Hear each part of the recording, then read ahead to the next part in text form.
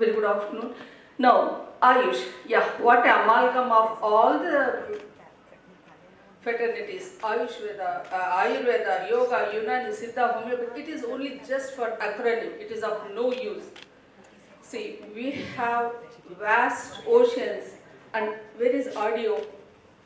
Please get me my audio. अरे मजा कमा दे रहे यारो आप लोग देखो यार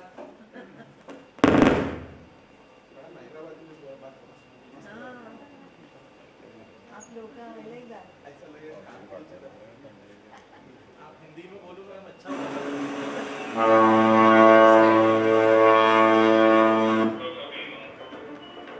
And you're clear to continue to send the ships. In this case, it's done very slow.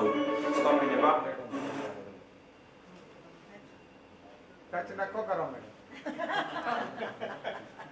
so cute that's not okay We also need truck drivers. They are not simple truck drivers. They are having a heavy responsibility. They have to have a lot of skill. You think anybody can just drive bullet train? They need lot of theory, lot of training to run a bullet train. No doubt, we have shortage of pilots. Does it mean you will give an opportunity for the truck drivers and the captains of the ship to sit in the cockpit? It is all rubbish. We should be complementary to each other. If the sky would have been awfully dark just with one star, we have different specialties in our society. You cannot equate a sculpture into carpenter, and you cannot say you can exchange your duties whenever we need. How can it be? Leaders are responsible for creating the environment and give chance to the people, but it doesn't mean you will give mixopathy instead and calling it with a beautiful name of integration. It is going to be disaster, as been rightly pointed out by a ophthalmologist colleague. Too many doctors with too little knowledge. My opponent says some doctor is better than no doctor, but it is once again foolishness, because nobody can have an expertise, especially in the medicine, and no student can learn 6 systems of medicine simultaneously. He will not be master of one, he will be jack of all trades. So we have to have the practical nuances of having this mixopathy. There will be drug resistance, which we are already facing. They use left and right antibiotics without the proper knowledge. The irrational use of antibiotic has caused the resistance, and we are facing the challenges of gram-negative bacteria. Even the Supreme Court, and it has given a judgment, when the patient is admitted in the hospital, the patient and the relatives trust the treating doctor is very eminent and efficient, and replacing them with a Unani or Ayurveda, any other specialty, is bound to be considered as a cheating. There is a famous case of Poonam Verma versus Ashwin Patel, where a mortality has happened in a corporate hospital by getting treatment with a homeopathic doctor, and he has been considered as a gross negligence and guilty of the crime. And this is the best example to say you cannot cheat the patient and you cannot replace without their knowledge. The IMA has very nicely given a term, legalizing the quackery. Do you agree with me? While the not for the Ayush doctors in the form of bridging courses has been trained in a very short time, how they can deliver the most complicated and very skillful procedures which allopathic doctors are bound to do. There is nothing like shortage of doctors. In December 2022, the Rajya Sabha has been given a clarification. Our ratio is better than WHO. Wow, 1:834. What more you want? Why you want other specialties to get in? And it is a myth to say there are no side effects. It cannot be. Every medicine will have side effects. Even excessive food can give side effects. So Ayush medicine must carry a pamphlet dealing with its contraindications, side effects and everything. There are innumerable cases where the medicines were given without label. The patients are in liver failure and terminal organ damages. And unfortunately, the patient themselves don't know what has caused their terminal organ damages. Is it not a crime? And we accept this? No way. More so, now Ayurvedic doctors can also issue certificate of fitness. Now you can imagine what will be the fitness of certificate, how a racket can be initiated with false certificate. And most worrying is no specialty is less, whether it is Ayurveda or homeopathy, but giving permission to practice other subjects, you are degrading the indigenous system of our country, the Ayurveda. It is not less, but let them practice what they have learned rather than practicing. Imagine I write some bhasmas or churnams, how it will be. So my opponent says they go and serve the rural area. It is wrong. The doctors who are getting trained in Ayurveda or homeopathy are trying to settle down in the urban areas but not in the rural areas. The problem in the rural areas are very different, whether it is a poor sanitation, lack of drinking water, all this has to be solved, not by just putting the other specialty people, the jokers, as bridging the gaps. The social determinants has to be solved. Ayurvedic doctors can perform 58 surgeries. Are you joking? And that too including cesarean section. Any competent gynecologist also, if they come across a uncontrolled bleeding, they will sweat. And mortalities have been reported with unexpected PPH. My earlier colleague has already told about the gynecologist who killed herself. What more you want? And now you allow a person who doesn't know anything about the surgical skills. You may give a equipment. My opponent will say, I will give you sophisticated equipment. They are permitted to do cataract surgery. Wow! Imagine if it is given to allopathic doctors of other specialty, they cannot perform cataract surgery. How can a non-allopathic doctor perform cataract surgery? Getting equipment and providing the institution is not the answer.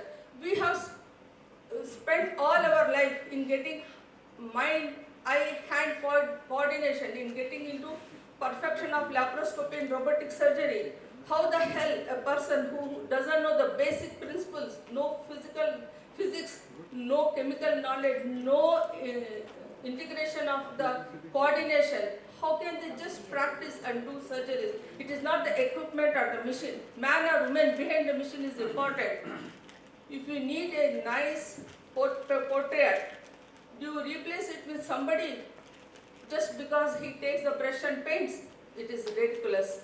And too many hospitals, but too many doctors with too little quality we are creating with such permissions. In 2019 itself, 352 Ayush hospital medical colleges were granted, but only 3 hospitals were accredited.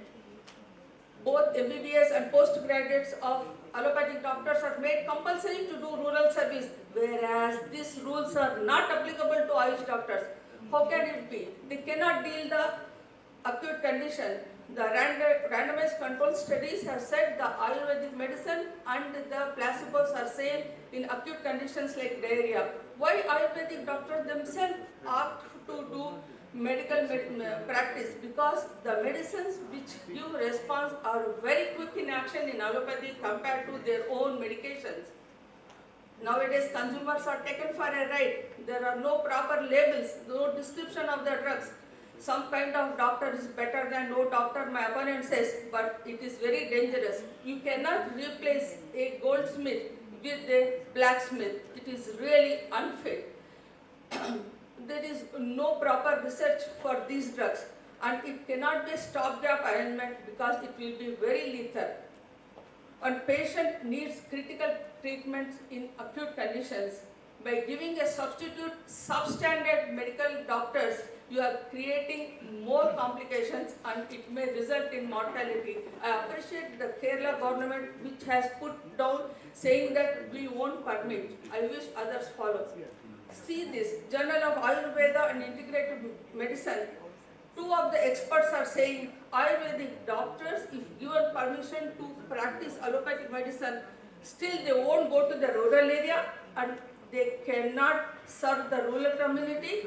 because they are looking for a shortcut method to stay in the urban areas, and maximum they will become a duty doctors in the private sector or a corporate hospital. They opt this medicine because they have quick in reaction, and studying something, practicing something else is very dangerous to any of the patient. Can I ask a question to my opponent? Will he allow his family to get operated in cardiac surgery or even cholecystectomy or a cesarean by a person who is not an allopathic doctor? Let me see his answer. It is impossible. When you want for your family the best doctor, same thing you should think of everybody in the community, in the society. These doctors, maximum they practice as a doctors for the rural setup where quacks are putting the money and starting the hospital. You may provide the equipment, but post-operative care, who will manage? They have no knowledge about the higher-end equipment.